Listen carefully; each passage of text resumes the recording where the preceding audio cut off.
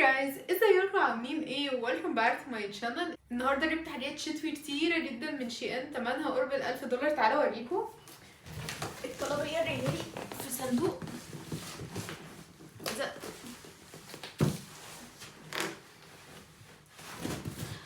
بصوا الصندوق قد ايه، صندوق كبير جدا اللي جايه لي فيه الاوردر، وكان كمان معاه باك تانية. فالطلبيه كبيره جدا وحاجات شتوي جميله جدا، متحمسه ان احنا نشوفها مع بعض لان انا لسه ما شفتهاش. فتعالوا نفتح الطلبية ونشوفها مع بعض، نقيس الحاجات ونحاول ان احنا نشوف نقدر نلبسها ازاي.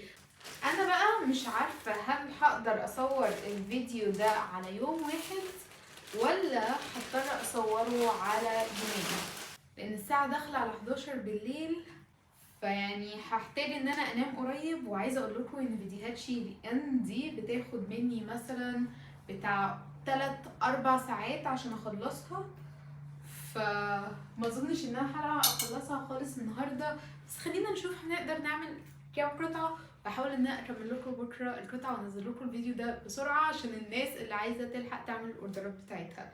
خلوني احط بقيه الحاجات وارتبها كده ونبتدي ان احنا نعمل فيديو مع بعض.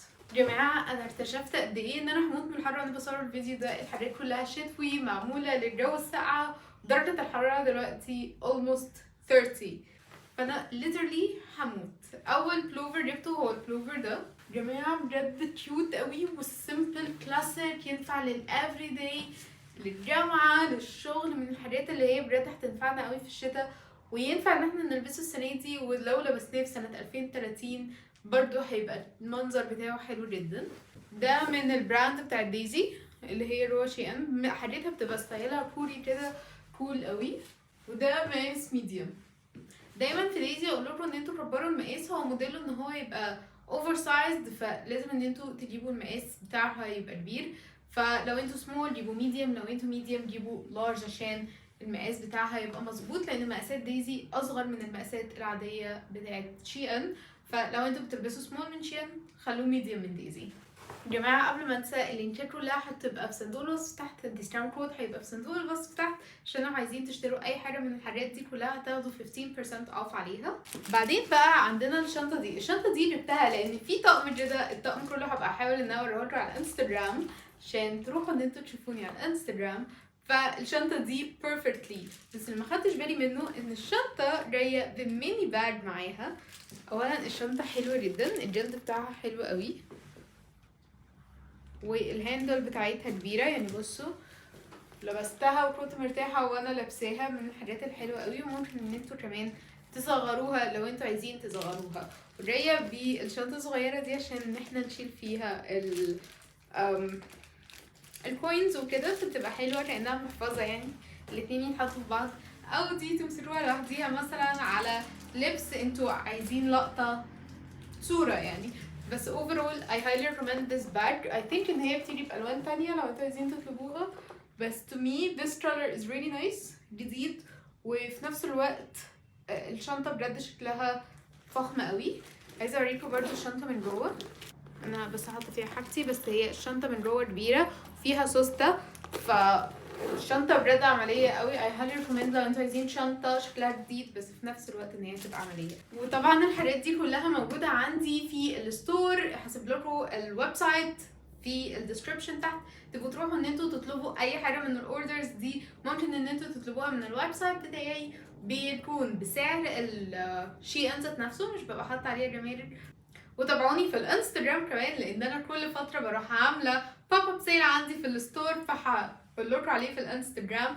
بعد كده جبت الليذر بليزر ده، برضو من الحاجات اللي انا بحب ان انا البسها قوي في الشتاء. ده انا جايباه مقاس ميديوم، هتلاقوه واسع، بس الحلو في الحاجات الشتوي لو جبتوها واسع شويه ان الكم بتاعها يبقى واسع، ممكن تلبسوا تحتيها لايرز. يعني لو عايزين ان انتوا تلبسوا سواتر تحتيه هيبقى فيه مسافة، لكن لو هو ضيق او على قدكم بالظبط اول ما تلبسوا سواتر تلاقوا نفسيكم ان انتوا مش عارفين ان انتوا تتحركوا.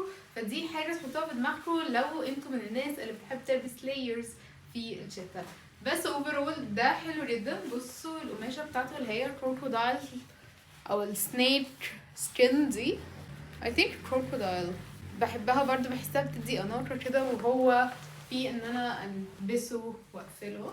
واهم حاجه بقى هو طويل، يعني للحجابيز اللي عايزين يلبسوا حاجه طويله ده هيبقى بيرفكت ليكوا، وحاجه برضو جامده كده في الشتاء. انا بحب الستايل بتاع الليذر قوي، بحس ان هو بيبقى جامد قوي.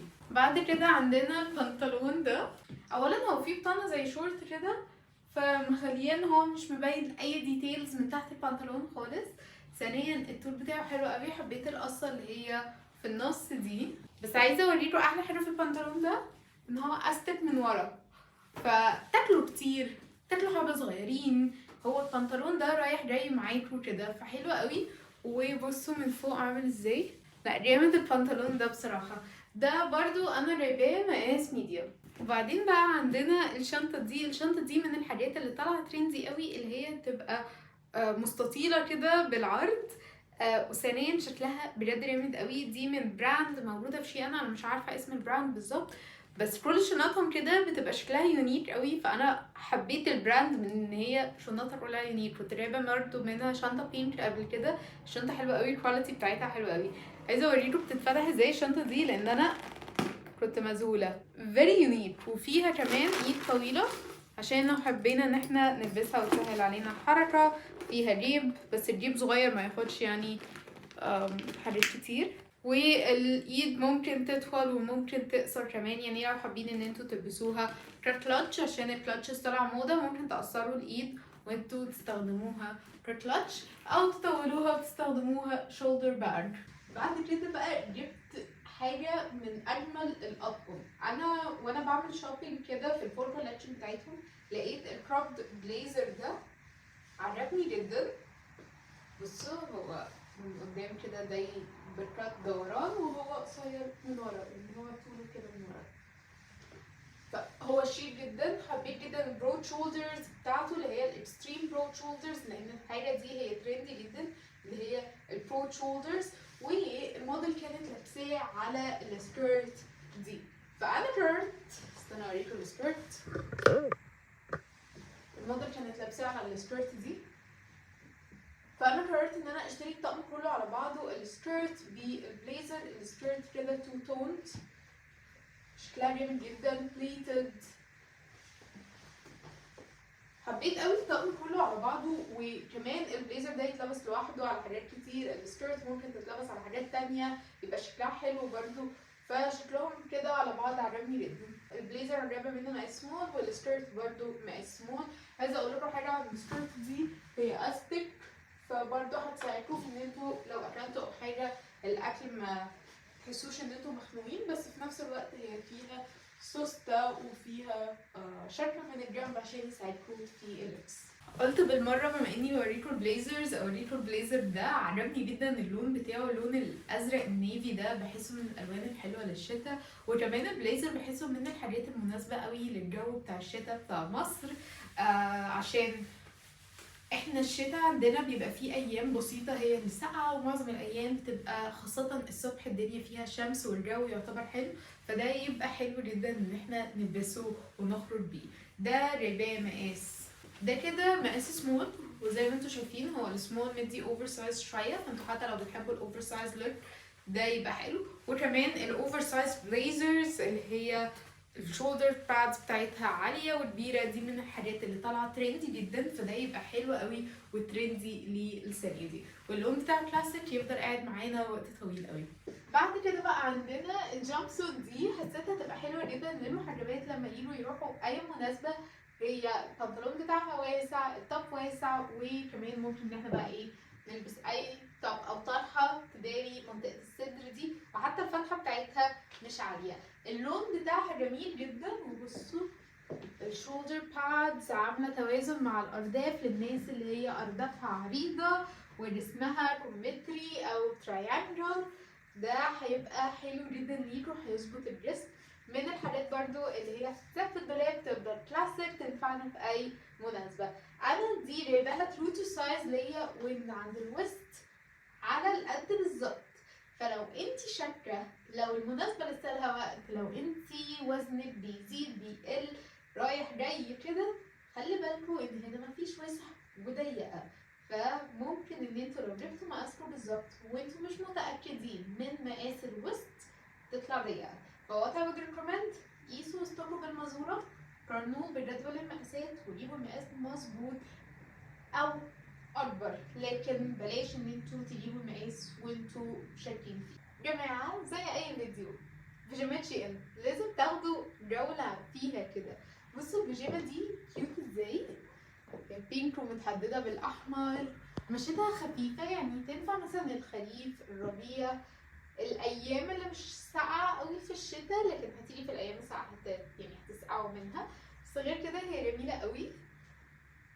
دي انا جايباها سايز ميديوم، وهي بصراحه اوفر سايز، يعني لو كنت جبتها مقاس مظبوط كانت هتبقى احلى. برضو من الحاجات اللي انا بحب ان انا اجيبها كل مره لما اعمل اوردر من شي ان هو السبورتس وير بتاعتهم او الاطقم الرياضيه بتاعتهم.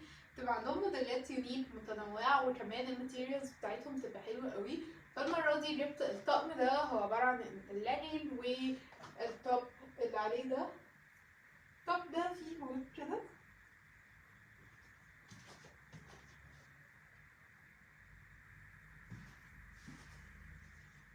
اللون بتاعه حلو جدا، وزي ما قلت الماتيريالز بتاعتهم بتبقى حلوه. منهم حاجات طويله واسعه، بكم كات، شورتات، منهم كل حاجه انتوا ممكن تتخيلوها في اللبس الرياضي. بصوا بعد كده بقى جبت الستيتمنت كود ده، حسيته يبقى حلو قوي في الشتا. هو ليذر، وزي ما انتوا شايفين كده هو سترايبد مش سترايبد حتى، هو زجزاج كده ابيض في اسود. فحسيته ستيتمنت في نفسه قوي، وانا بحب دايما في الشتاء يبقى في حاجه ستيتمنت، حاجه مختلفه مش عند اي حد.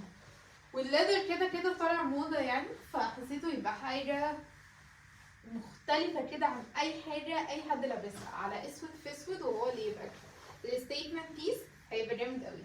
جماعه الفستان ده فظيع.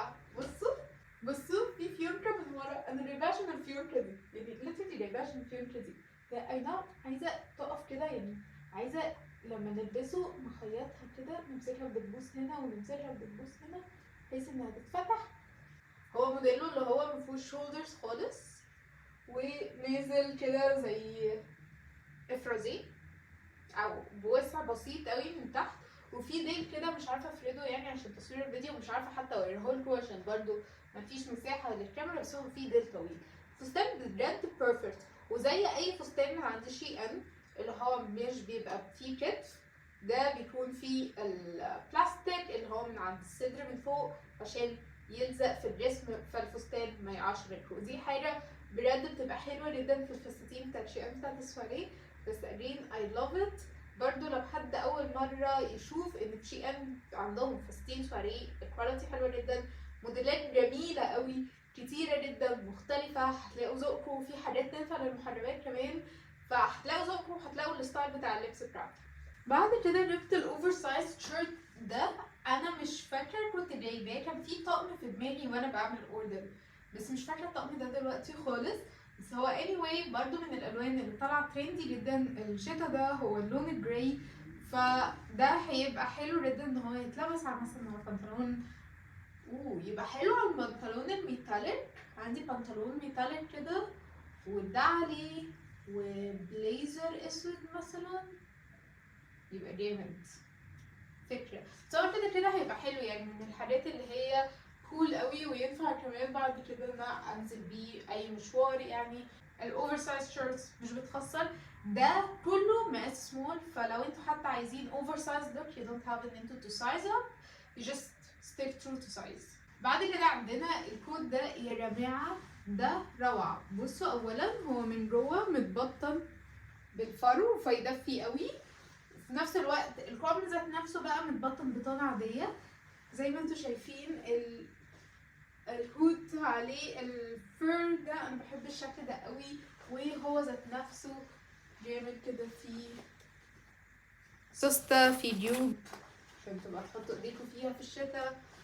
ده يبقى بيرفكت قوي في الشتاء. وكمان اهم حاجه فيه ان هو خفيف في الوزن، مش حاسين ان انتوا لابسين حاجه كبيره، وفي نفس الوقت هو مش يوم ورا يوم حبيبي مجانينه، عارفين محمد هنيدي في الفيلم، لا هو ده الاهدى كده ومبطط مش منفوش قوي، فهو بيرفكت بصراحه.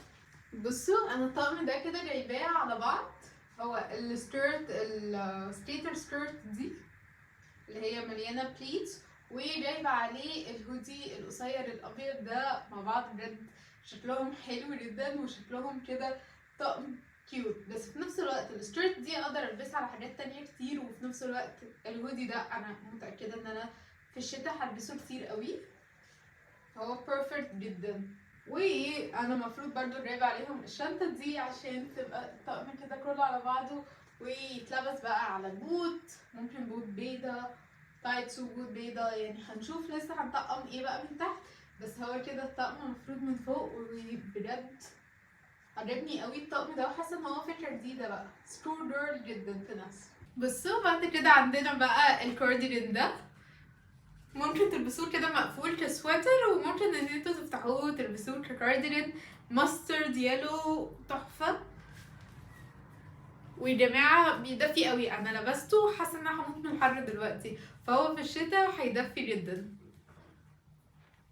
بصوا يا جماعه الفستان ده حلو جدا، هو مفروض كوردروي اللي هو القطيفة واللون البني ده، فيعتبر الفستان ده من الحاجات الكلاسيك، ده يتلبس عليه حزام وعلى بوت في الشتاء، بيبقى حلو جدا، بيبقى شكله جميل، وزي ما قلت من الحاجات الكلاسيك. بالنسبة للمحجبات ممكن تجيبوه ان انتوا تلبسوه مثلا على بنطلون واسع ويبقى شميس طويل وتسيبوه مفتوح، ده بيتقفل ويتفتح، والكم كده باف سليف بسيط، بس زي ما قلت ده بحزام وعلى بوت هيبقى شكله حلو جدا وكلاسيك، تلبسوه في اي سنة هيبقى الشكل حلو. بصوا بعد كده بقى اشتريت السات بتاعت الباديهات دي، هي بتتباع 3 مع بعض، اول واحد فيهم هو الابيض، هما قصيرين شوية يعني يا دوبك يلمسوا البنطلون، وفي منها اللون البني، يعني هي بتتباع الابيض والبني والاسود، دول بيبقوا بيرفكت تحت اي حاجه انتوا عايزين تلبسوها، بجد بينفعوا تحت شميزات، تحت بلوزات. ودي كمان الحلو اللي فيها انها مش مقفوله قوي، لان انا اللي عندي كانت مقفوله قوي، فدي كده الحوض بتاعها مناسب، فزي ما قلت بينفعوا انها تتلبس على اي حاجه. بعد كده بقى عندنا التوب ده اللي هو فيه الفرنجز بتاعت الكاوبويز، حلو قوي. بصوا الكم كله فرنجز كده وواخده لحد ورا، فحلو قوي، وممكن ان احنا نلبسه وهو مفتوح، ممكن ان احنا نقفله على حسب الستايل اللي احنا عايزين نروح له. وده مفروض ان القماشه بتاعته كوردروي اللي هي لطيفه. بعدين بقى جبت الكروبد شيرت ده السترايبت، هو مش شتوي بس حسيته من الحاجات الحلوه قوي اللي تنفع في الفتره بتاعه الخريف، فيفضل مكمل معانا الشهرين الجايين، بس هو جميل وكروبد كده. الكروبد شيرت، الكروبد بليزر، او اي حاجه كروبد من الحاجات اللي بتبين ان احنا اطول، حتى انا في الفيديو ده كنت موريكم ازاي ان انتوا تبانوا اطول. ده انا جايباه مقاس سمول، والتوبس باي ذا واي جايباها مقاس ميديوم، و I would recommend ان انتوا تكبروا المقاس في التوبس عشان تبقى لوس عليكم وما تبقاش ضيقه.